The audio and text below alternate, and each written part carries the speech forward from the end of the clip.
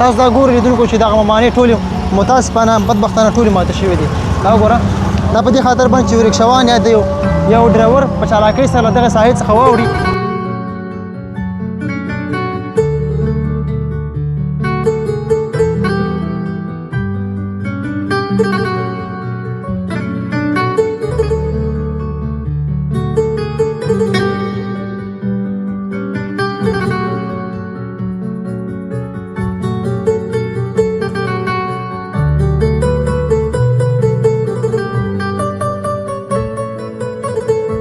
که رکشې بندې شو په همدې خاطر باندې بندې شو چې رش باید کم شي خو دلته تقریبا دغه شخصي موټر چې کوم دي ټول د سړک په سرونو باندې ولاړ دي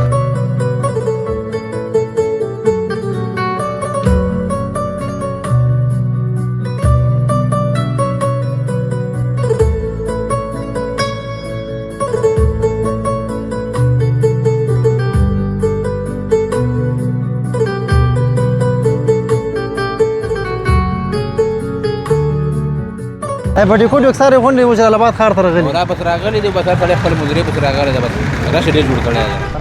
په دې ساحه کې مخکې به څومره زیات رش و خو اوس الحمدلله آرام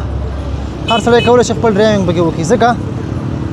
چې لار صفا ده رش نشته دی تر دې ځای پورې رکشې راتللی شي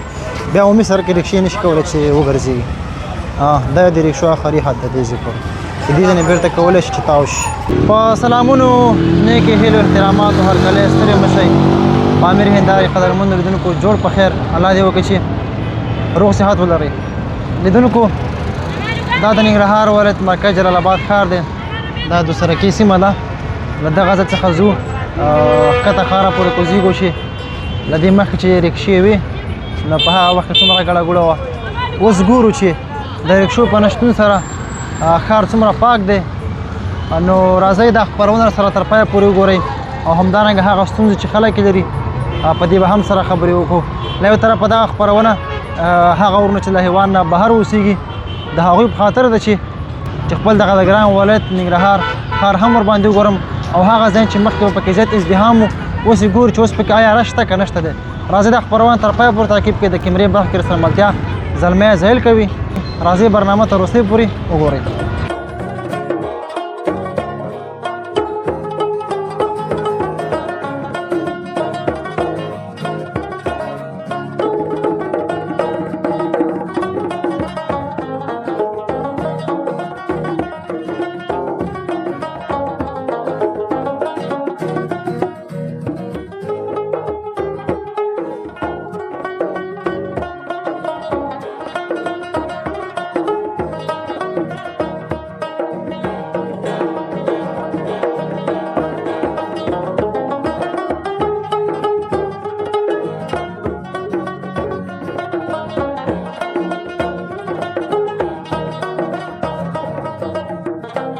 بیا هم لیدونکو ښه راغلاست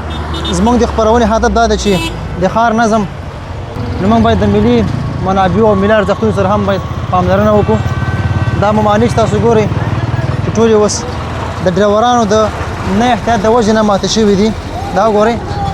د ترافیکو په دې خاطر باندې لګولې وي چې د ګڼې ګوڼې مخنیوی وشي همدارنګه د ښار نظم برابر شي خو متاسفانه چې هغه ډرایوران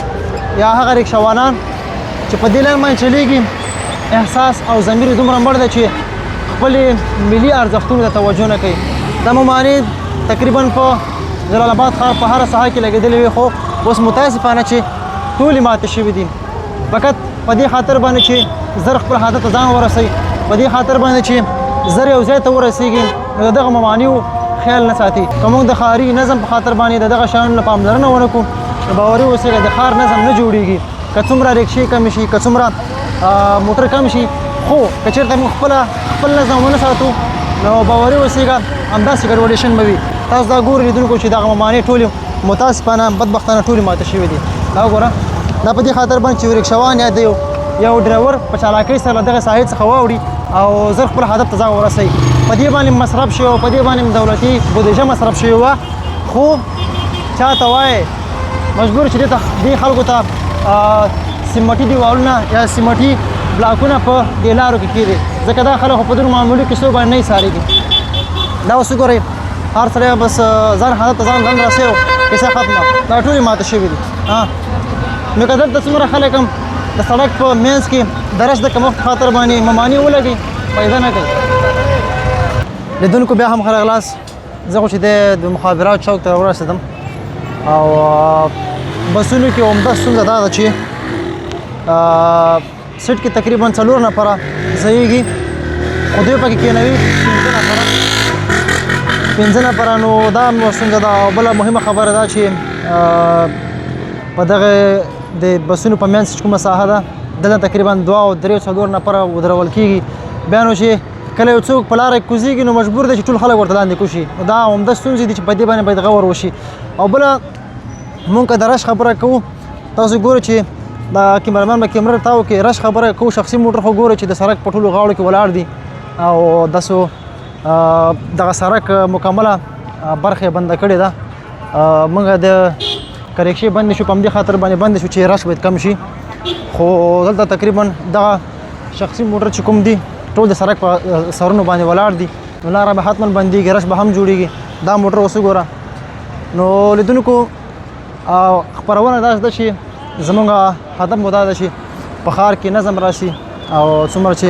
په ښار کې نظم راځي نو خلک به څنګه وي خوشحاله او هوسا به وي نو چا کې مخابرات خو تاسو وکړه چې هلته ډېر زیات خلک دي او بسونه هم ډېر ولاړ دي څو ورځې مخکې بسونه کم بوت اوس الحمدلله بسونه زیات شوي دي خو یو د یو څه ستونزې دا به زموږ حکومت که دې توجه وکړي نو دا به غوره خبره وي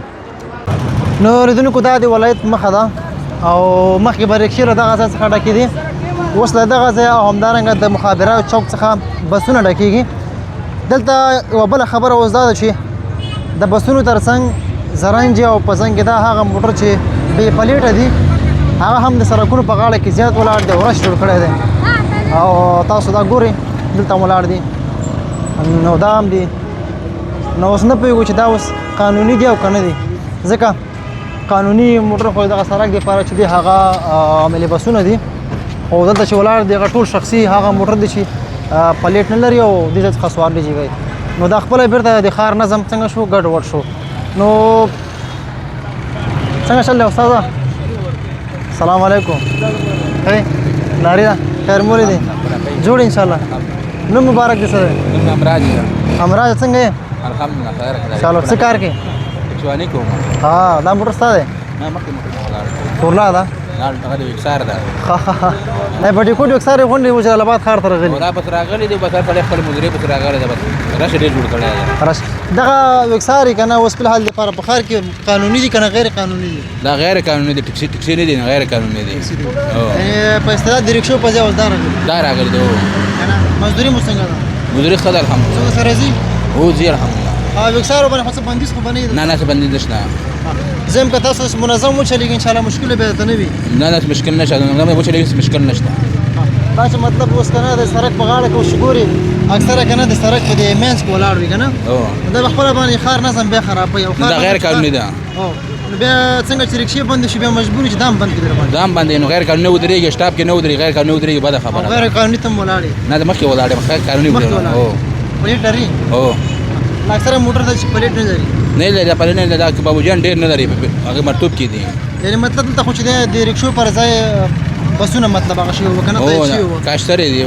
خبري کاشتري او تاسو مطلب غیر قانوني ده ولا غیر قانوني ولاړ مشکل ته پیښ نشي ولا مشکل پیښ شو نو بس خدای نه بخیر وره مخکې کوم لین چلو همدا لین چلو لغمان چلو مزه او ډیر مننه خوشاله اوس کور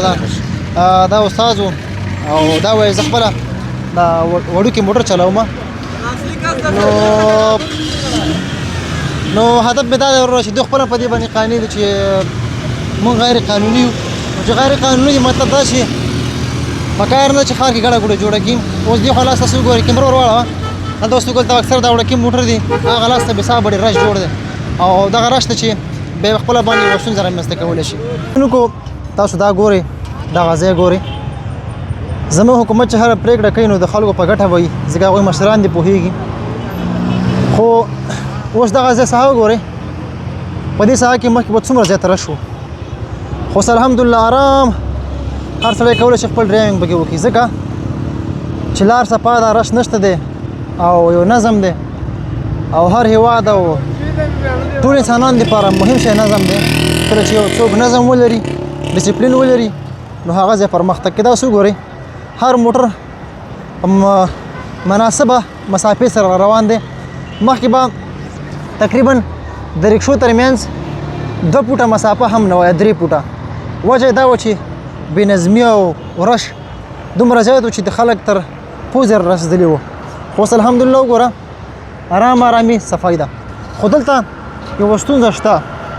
هغه ستونزه دا ده چې کوم چې د لاین موټر دی، کوم کاسټر دی، دا خو ځي. دا کوم کاسټر چې مطلب ښار ګرځېږي، هغه مطلب 50 دانې وي، که 100 دانې وي، 400 دانې وي، دومره مشکل نه جوړوي، دومره رش نه جوړوي. خو دلته چې رش جوړوي شخصي موټر جوړوي. وجه دا ده چې د سړک په غاړو کې اکثره شخصي موټر زیات ودرېږي. او بله خبره دا چې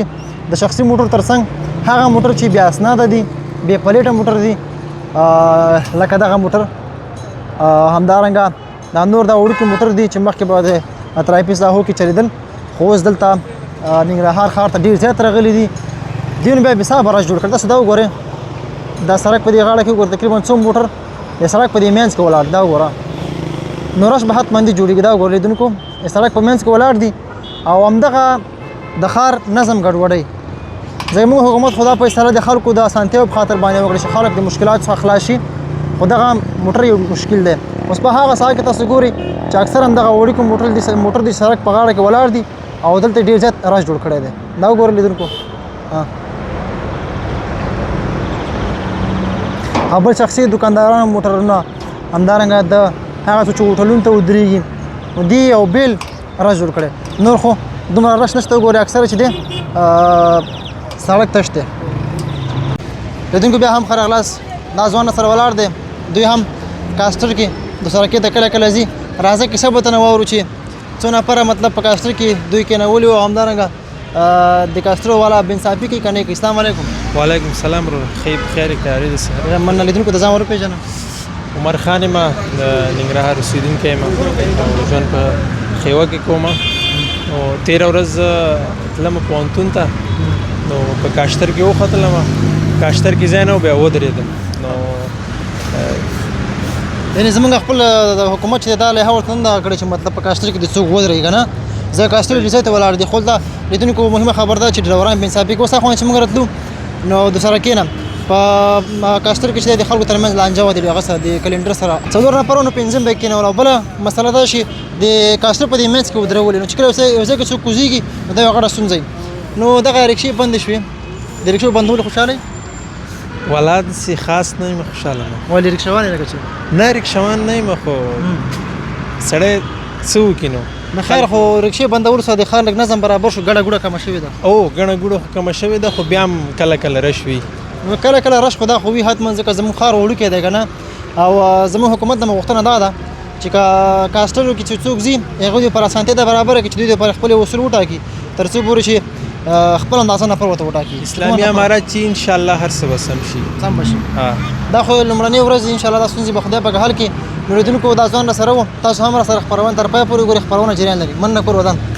لیدونکو اوس کاسټر راغی نو اوس بېرته ورخېږو. زه د سړکې ته ورېږه چې پکې ځای به شو که نه، قسمت غواړي.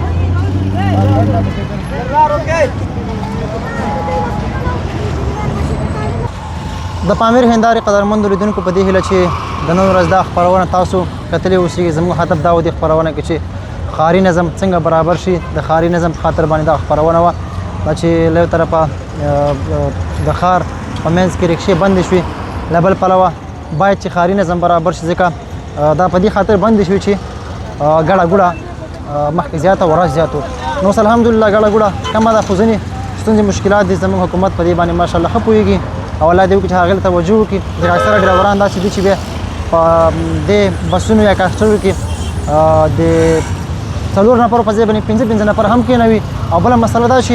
د کاسټر په منځ کې نفر ودرېږي، نو دا یوه ستونزه ده. نو بیا هم اوس اکثره مشکلات حل شوي. رب دې وکړي چې دا هېواد د نړۍ سره سیل شي. تر بیا پروژې سره الدین په ژواک او د کیمرې برخه کې سره زاهد افغان ملتې کوي. خیر شریخه وخت د الله په امان.